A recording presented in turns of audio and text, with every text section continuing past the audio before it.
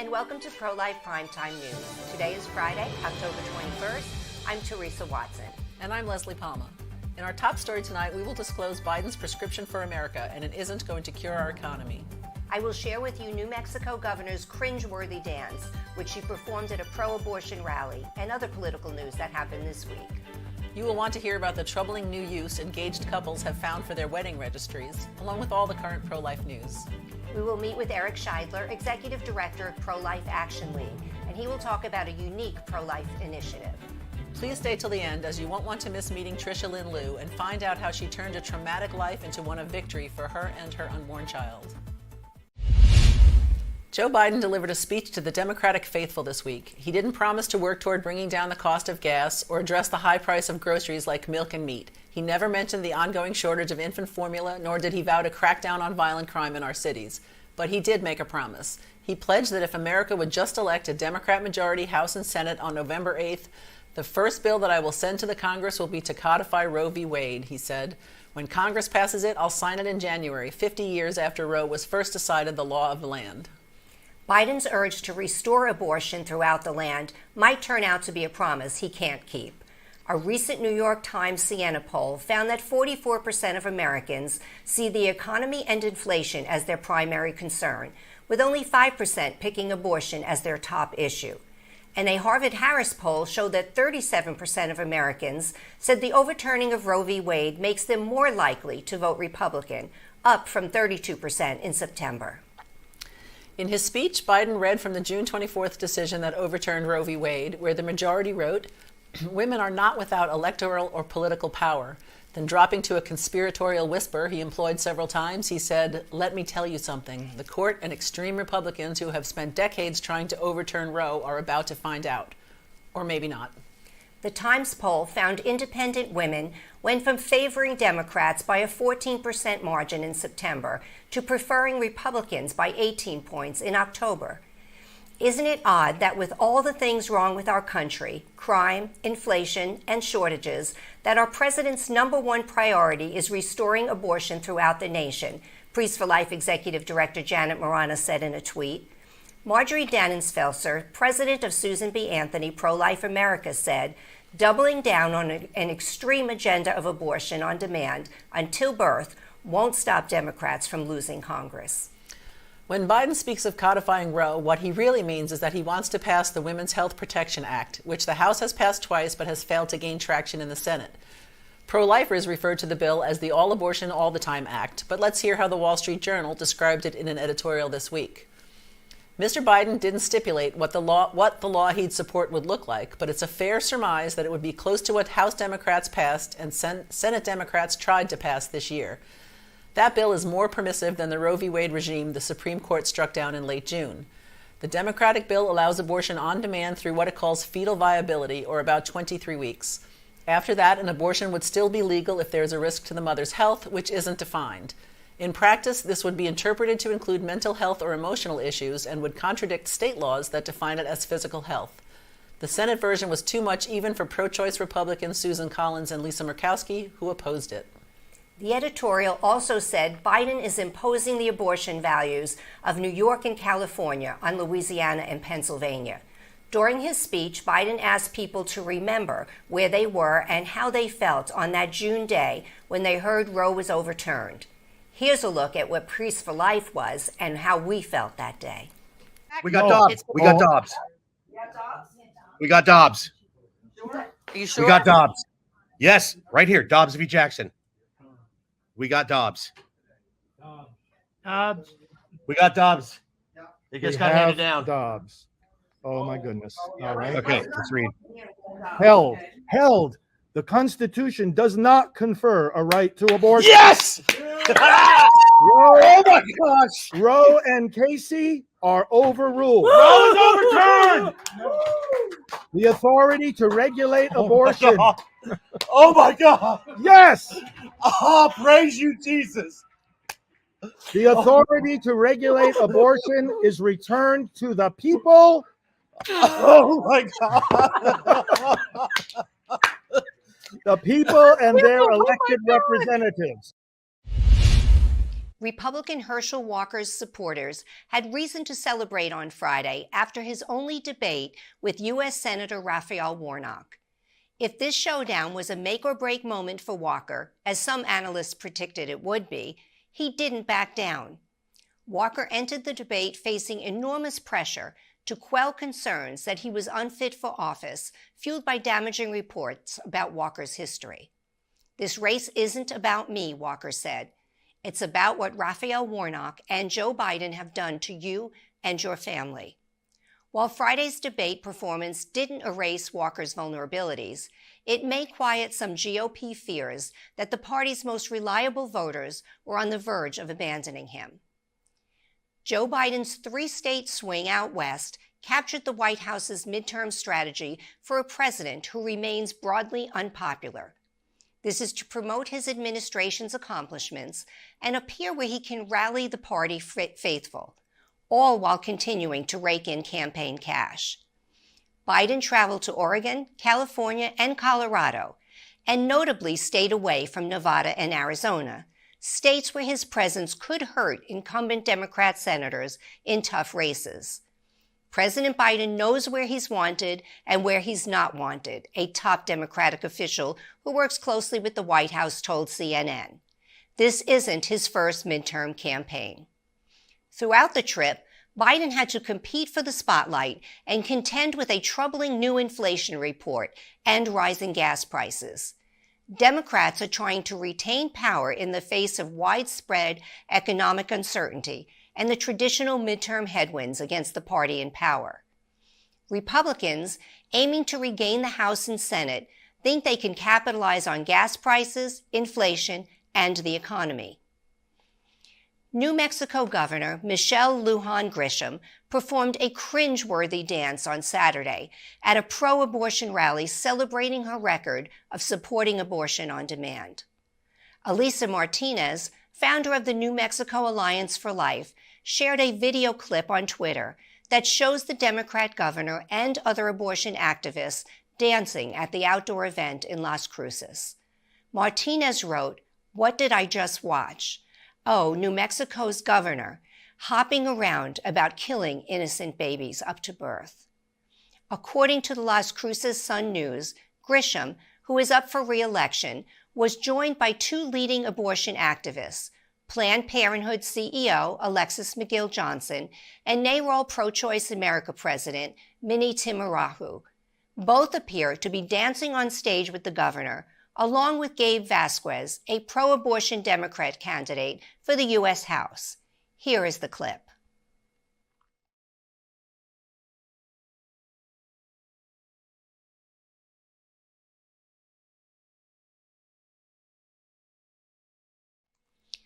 The point of the rally and the dance was clear. They were there to support killing unborn babies and abortions and elect candidates who will vote to keep the life-destroying practice legal. In New Mexico, abortions are legal through all 9 months of pregnancy, and the state is home to one of the few openly practicing late-term abortion facilities in the United States. In August, in response to the overturning of Roe, Grisham, who claims to be Catholic, announced plans to spend $10 million taxpayer dollars to build a new abortion facility near the Texas border. Her latest promotion of abortion Saturday drew comments of outrage and disgust online. Her pro-abortion dance was described as sick, deranged, and bizarre. Another woman responded, "Do they know what an abortion is? Like, really, why would anyone, either for or against it, be dancing and laughing joyfully when discussing this topic? Seriously, has anyone any discretion anymore?"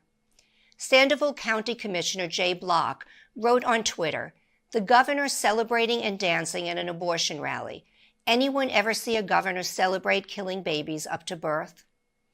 Grisham is running for re-election against Republican Mark Ronchetti in November. Joe Biden will take on a potential 2024 presidential rival, Florida's Governor Ron DeSantis, in a November campaign event for the Democratic candidate for governor Charlie Crist. The White House said on Sunday that Biden will travel to Fort Lauderdale on November 1st to attend a reception for Crist, a former governor and member of Congress who is trailing in polls behind the popular Republican incumbent. DeSantis is popular in the Republican Party and has clashed with Biden on multiple policy issues, including COVID-19 vaccines, immigration, and abortion rights. The president's embrace of Crist and his attempt to boost him in the late stages of the campaign could be a sign that Democrats have not given up on hopes of toppling DeSantis in his home state. It could also reflect an effort to let Biden make a more muscular argument against a man who is a likely presidential hopeful. In Phoenix, Arizona, a voter registration error caused up to 6,000 Arizona voters to get a mail ballot with only federal races. Secretary of State Katie Hobbs, who is the Democratic nominee for governor, stated on Tuesday that affected voters will receive the correct ballot shortly. Hobbs has staked her gubernatorial campaign largely on her staunch defense of the 2020 election in the face of criticism from former President Donald Trump and his allies. Her Republican rival, Kari Lake, has called on Hobbs to step aside from overseeing the midterms while she's on the ballot. When people register to vote in Arizona or update their registration, an election system queries driver's license records to verify whether the person has proven their citizenship. Those who don't have citizenship documentation on file are not eligible to vote in state elections and are registered as federal-only voters. Sophia Solis, a spokeswoman for Hobbs, said the driver's license query failed to properly verify the citizenship for some people, leading them to improperly registered as federal-only voters. She did not provide a breakdown of their party affiliation or describe the characteristics that led to the problems.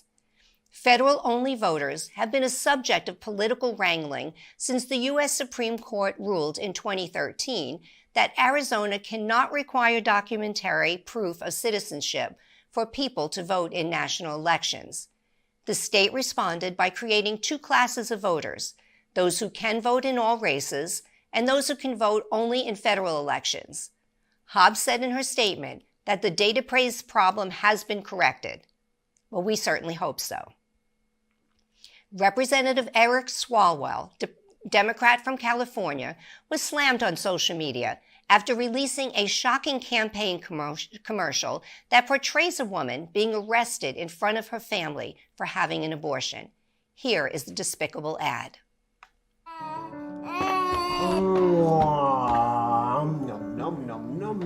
You're weird. He is weird, but cute. Gross. Mary Anderson, Yes. I have a warrant for your arrest. Arrest for what? Penal Code 243 violation. Unlawful termination of a pregnancy. You gotta be kidding me. That is my personal business. That's for the courts to decide, ma'am. Your medical records have been subpoenaed, and Dr. Landry's already in custody. No, my God, you can't just. You will have to submit to a physical examination. What? By who? No one's touching me. Sir, My wife. get that! Ma'am, turn around! Oh my God. Put your hands behind your back, now! Why is this happening? Love you, honey bear. We're just enforcing the law here. Elections have consequences. Vote Democrat on November 8th. Stop Republicans from criminalizing abortion everywhere. Protect women's rights and freedom. Please don't do this. Please.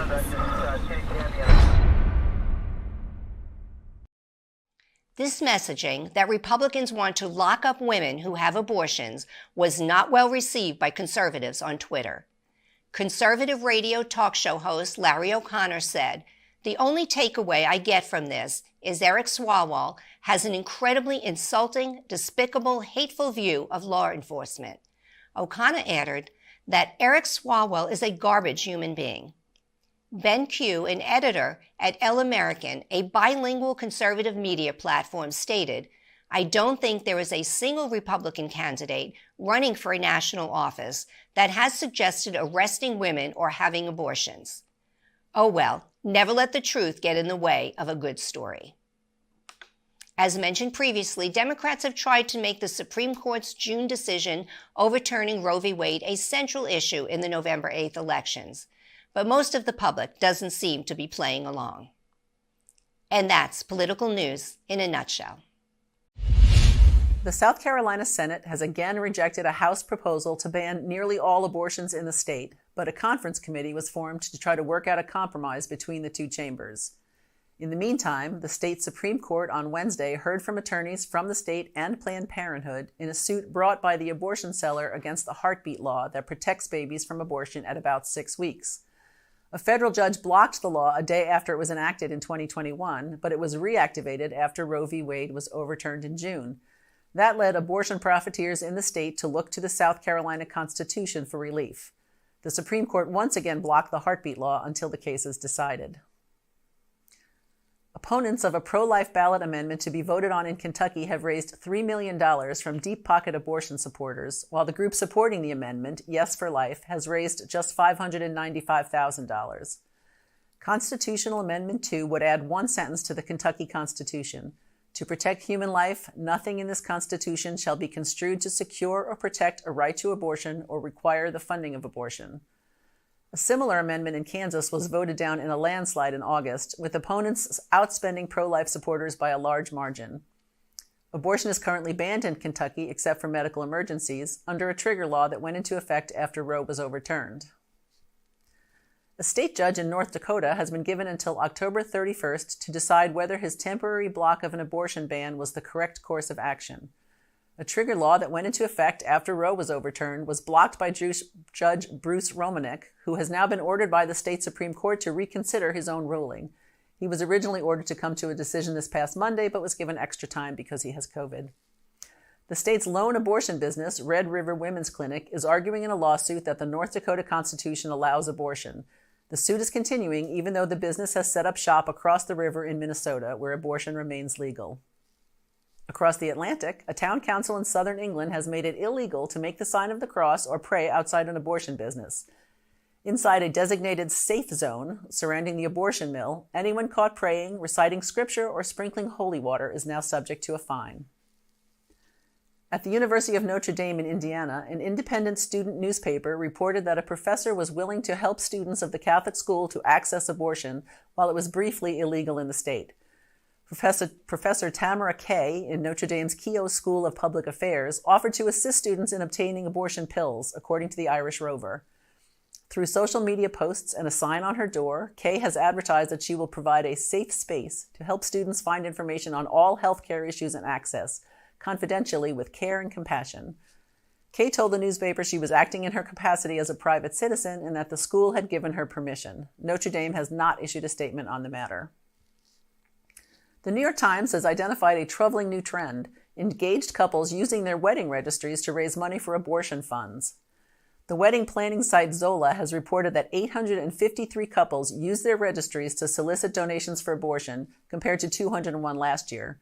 2022 donations so far total more than $100,000. The website The Knot said it has 137 registries soliciting abortion donations. So far, $44,000 has been raised there. Planned Parenthood, which receives more than $600 million annually from the federal government, is the biggest beneficiary. A total of 7 registries on both sites have asked for funds for pro-life organizations. A Michigan man has been ordered to stand trial in the shooting of an 84-year-old pro-lifer who was canvassing door-to-door against a proposed constitutional amendment that would guarantee the right to abortion in the state. Richard Harvey, 74, is charged with assault and careless discharge of a weapon. Joan Jacobson was shot September 20th at Harvey's home in Odessa Township. Harvey told a Michigan TV station he accidentally shot Jacobson with a .22 caliber rifle. Jacobson was treated for a gunshot wound to the shoulder. Working from home and the luxury of time may be behind a jump in the nation's fertility rate. Following a 14-year decline in the birth rate, the United States experienced a mini baby boom in 2021, confounding economists who predicted the COVID pandemic would decrease birth rates. One theory on the baby bump is that working from home allows parents more time to devote to taking care of an infant. And finally, a former Planned Parenthood staffer is claiming in a lawsuit that she was the victim of racism while working at the abortion giant's flagship office in New York. Nicole Moore was the director of multicultural brand engagement for Planned Parenthood when she alleges she was given more work than white colleagues, was denied opportunities for advancement, and was ultimately fired for raising these concerns. Planned Parenthood denies the allegations, but they are strikingly similar to complaints made about the organization in a 2020 internal audit. Ms. Moore's lawsuit, in fact, is the second one filed against Planned Parenthood. The first was filed by her supervisor, who said she was fired after complaining about anti-Semitism. And that's Abortion in the News. October 24th to the 28th is National Bridges for Life Week, a project of the Illinois-based Pro-Life Action League. We've invited Eric Scheidler, Executive Director, to talk about this unique pro-life initiative. Hi, Eric. Welcome. Great to be with you. So, Eric, what is National Bridges for Life Week, and how did it get started? Well, this is an outgrowth of what we've been calling National Pro-Life Bridges Day, where we have recruited teams, very small teams of 4 or 5 or 6 pro-life activists who go out onto busy highway overpasses with banners that read, "Abortion takes a human life." This is a message that we find really resonates with people because it's factually true. Human life is taken by abortion. Abortion takes a human life is a message that really people can get and they can agree with. So we go out onto busy highway overpasses on National Pro-Life Bridges Day, and we reach millions of commuters with very small teams all over the United States. Well, these teams have been growing. We've been adding more and more of these pro-life bridge teams over the couple of years now that we've been doing this annual event. And these guys have been going out onto the bridges throughout the year. They go out, some of them go out monthly, some of them even go out every week. We've got Knights of Columbus councils who've gotten really involved in this. And we saw an opportunity to bring this message to the election that's coming up, where abortion is such a critical issue. I mean, Joe Biden has just announced that his number one legislative priority for the next Congress is not inflation reduction or avoiding nuclear Armageddon or fixing our crumbling infrastructure. It's promoting abortion on demand through all 9 months of pregnancy. So that's what's at stake in this election. So we have our teams going out during an entire week during open, the polls are now open for mail-in voting and for other non-election day voting, early voting. And we're also in advance of election day itself. So we're timing this to reach voters at a time when they're thinking about their votes and thinking about the issues, to remind them that when they hear about abortion, what they're hearing about is the taking of human life. That's what it's really all about. So we've recruited these teams to go on to these highway overpasses all throughout that week to share that message during this critical election. So, Eric, is that the significance of the dates that you chose? Is it because of the midterm elections, or is there some other significance? That's right. I mean, it's Respect Life Month, so it's a good time to be doing pro-life activity in the public square. We've just had Life Chain. In fact, just today I saw an email message about a baby being saved because someone drove past a Life Chain display. So yes, we're also generally trying to reach the public. And we know that if we're out there on with our banners on highway bridges, there are going to be women driving past us who just found out they're pregnant and are just trying to figure out what to do about it. So yeah, we're also reaching the general public, and we're reaching women who are facing a crisis. But our primary focus in terms of the dates is the election that's coming up. So while people are early voting, while they're looking at the issues before election day, we want to reach them with this critical message. In previous times that you've done this, have you had any trouble with police showing up and trying to get you to leave?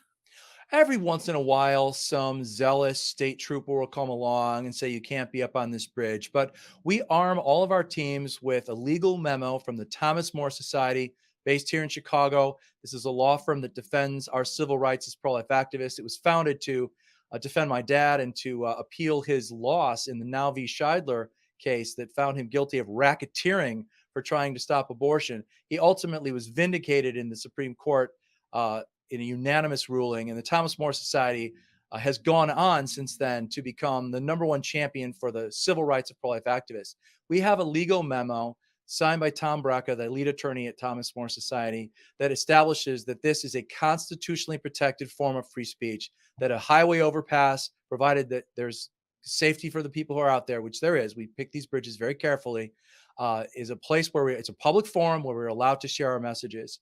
Usually the police are perfectly understanding. Every so often we've had somebody who was actually kicked off of their bridge. We advise people, if you're told we're going to arrest you or get off the bridge, simply comply, let us know, and the attorneys can get involved, and maybe we'll have a lawsuit on our hands. We'll sue them and win a judgment on behalf of the pro-life movement. But generally speaking, we don't have problems with the police when we're doing this constitutionally protected speech. Well, Eric, as you're aware, things have been particularly crazy this year, and pro-aborts have been have been out there in full force. So, do you have any concerns about them showing up this year? You know, we've seen a lot of high profile vandalism against churches and pregnancy centers, but I think it's important to note that these activities have all taken place under cover of darkness. We have not seen confrontations in the street. We have not seen, I mean, I've been out on the street holding abortion victim signs, doing public protest. After this interview, I'm heading out to protest a Republican running for a county chairman who just flip-flopped on abortion, became pro-choice, even though he ran as a pro-lifer in the primary. So we've been out in the public square, and we have not seen that type of conflict taking place when we're actually out there during daylight hours and doing this type of constitutionally protected speech. So things can happen. There's always going to be crazy people, but for the most part, I'm not really concerned about that. We're peaceful activists, and we generally encounter acceptance, or at least toleration, from the general public. So how many bridges will have the pro-life message this year, and where will they be? Well, we're still getting bridge leaders to sign up. Every day I get a new message, and we've actually recruited a whole bunch of new teams. So I think we're over 50 different teams that are going to be heading out, maybe even as high as 80 or even 100 when all is said and done, because we're still recruiting every day. So we're going to be reaching upwards of 10 million commuters around the country during that week. It could even be 20 or 30 million, depending on how many days during that week each team goes out. You know, some teams are able to do it for 2 hours, and that's all they can manage. Others are going to be out there 4 or 6 hours a day for the whole week. So it's going to vary from place to place. But we're thankful for every minute that we have that message out on those overpasses, reaching voters with the truth about abortion. Well, Eric, we hope you have a really safe and successful week, and you reach a lot of people with this, with the pro-life message. And we really thank you for joining us. And to learn more about Pro-Life Action League, go to prolifeaction.org. You know, we're always building these kits. We're always shipping them across the country. So if this is something that sounds exciting to you, you only need 3 or 4 other friends to go out on a highway overpass. We have complete instructions. Your kit includes 2 sturdy frames, 2 banners, 1 for each direction. It's $125, which is about half or less of the actual cost. The rest of it is covered by the donors to the Pro-Life Action League. So you're out there, you know, with the backing of benefactors who are praying for you and who are helping to contribute to the cost of the project. You can find out all about it at prolifeaction.org. You can find us on Facebook, facebook.com/prolifeaction. We are ready to put you to work on the front lines, saving babies from abortion. That's Great. awesome. All right. Thanks, Eric. Thank you so much for joining us, Eric, and thanks Glad to for be your with work. you. God bless. In recent weeks, we at Pro-Life Primetime News have reported on the many attacks on pregnancy centers, both physical and verbal. False accusations have been made that these centers lure unsuspecting women in who think they are going to abortion businesses. Tonight, we would like to bring you a positive story about pregnancy centers amidst the sea of negative news reported by the pro-abortion media. We have invited Trisha Lynn Liu, who 15 years ago visited a pregnancy center called Thrive. Hi, Trisha. Hello, ladies. Thank you for having me today.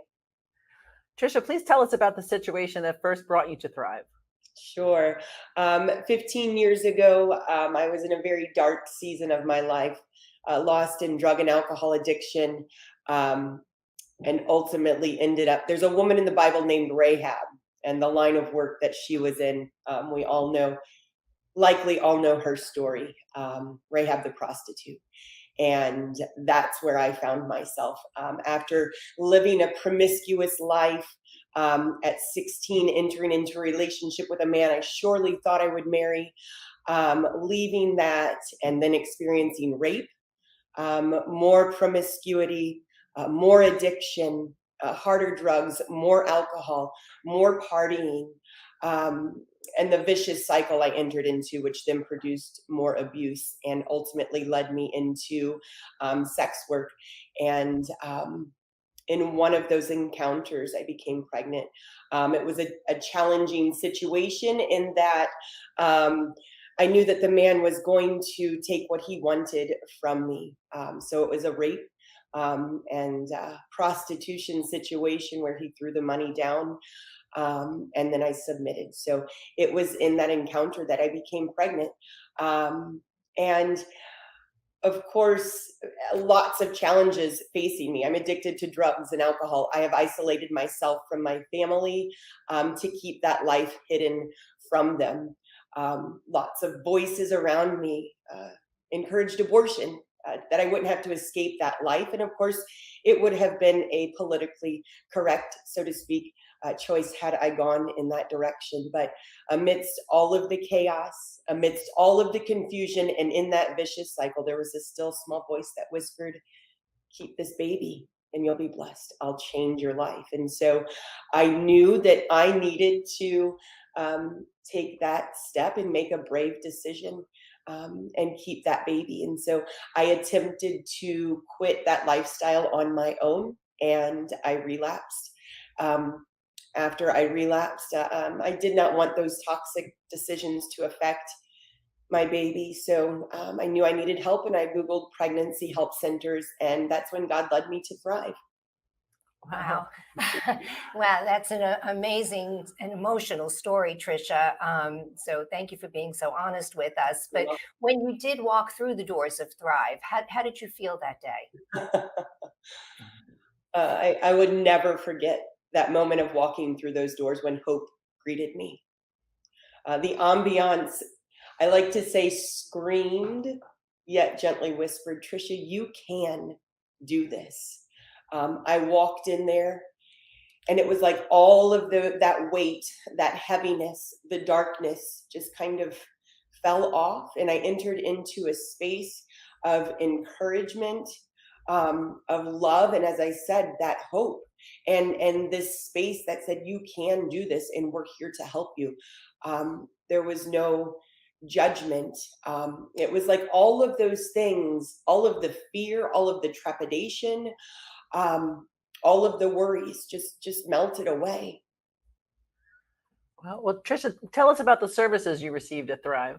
Sure. So, as I mentioned first, when you asked the question, I was in a dark place, and I had attempted to quit the addictions, quitting the drugs and the alcohol, and relapsed. And so that was one of the first things that my case manager recommended, was that I go for an intake evaluation at a local rehab center.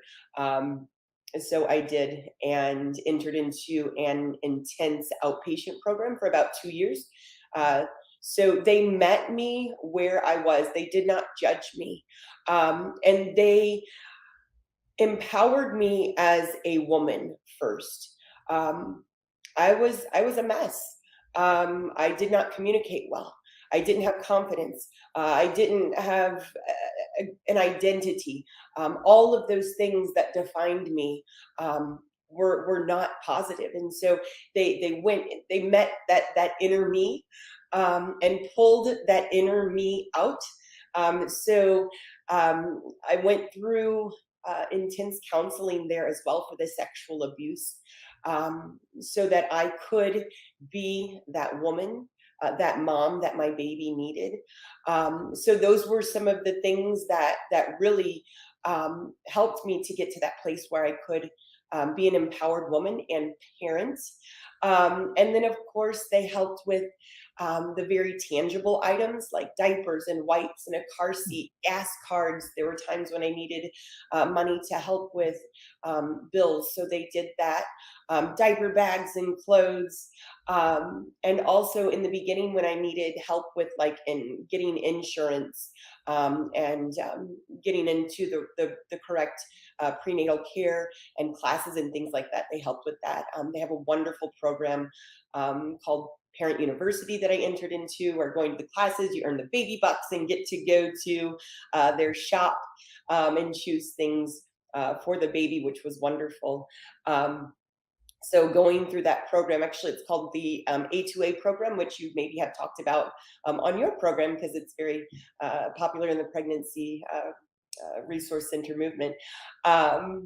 So that A2A program, the Alternative to Abortion program, really supported me in taking me into that place where I needed to be able to be that mom. Well, Trisha, we didn't know you back then, but we're truly amazed at the self-assured, confident, beautiful woman that you've become. So please fast forward a little bit. Tell us a little bit, about your family now. Sure. So I was married in 2011, and I have 4 additional children. Nehemiah, who is the baby, that I like to say was the key that I chose to receive and keep to unlock my highest destiny. He is that baby whose life was in limbo in my womb 15 years ago. He is now 14. He loves life to the fullest.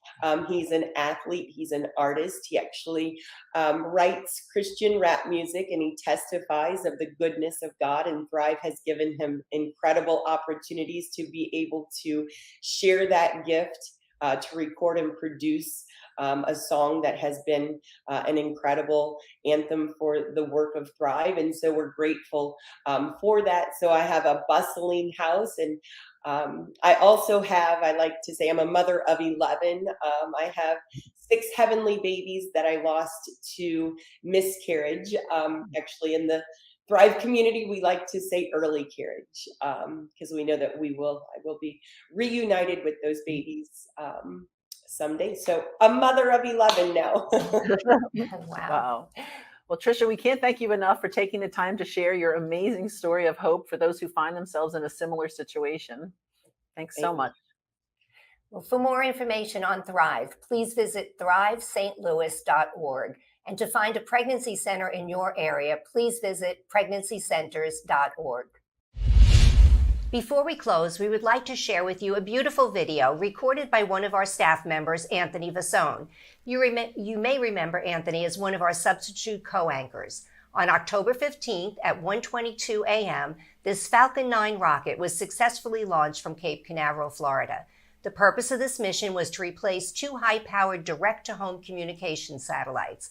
Leslie, you and Anthony are relatively new to the Space Coast. So do you still get excited about the rockets? I do. I hope I never lose my excitement for the rockets, because it's just neat to think you're watching something that's going up into space. Although, kudos to Anthony, I didn't make it up for 122. They kept pushing that one back and back. And so finally I gave up and went to bed. Yes, I have to say, I've been living here longer than you both have, and I still get excited. But the nighttime ones, I have to say, I just kind of kept my eyes closed on that one. Although we do hear them, right? Yeah, we do. It shakes the whole house. Yes, it does. Well, thank you so much for joining us on Pro-Life Primetime News, produced at Priest for Life headquarters in Titusville, Florida. We hope you will join us every Friday at 9 p.m. Eastern Time. We hope you will support this show and all of our broadcasts, including Just Ask Janet, our daily masses with Father Frank Pavone, and Father's broadcasts by making a donation to prolifegift.org. These donations help fund all of our work here at Priests for Life, which enables us to continue educating, equipping, and activating the pro-life community to end abortion. Do you have an idea for a story? Are you someone whose baby was saved because of the help of a sidewalk counselor? Would you like to expose something in the abortion industry? Then please email us at media@priestsforlife.org. I'm Leslie Palma, Communications Director. And I'm Theresa Watson, Executive Manager. Remember, life is the only choice.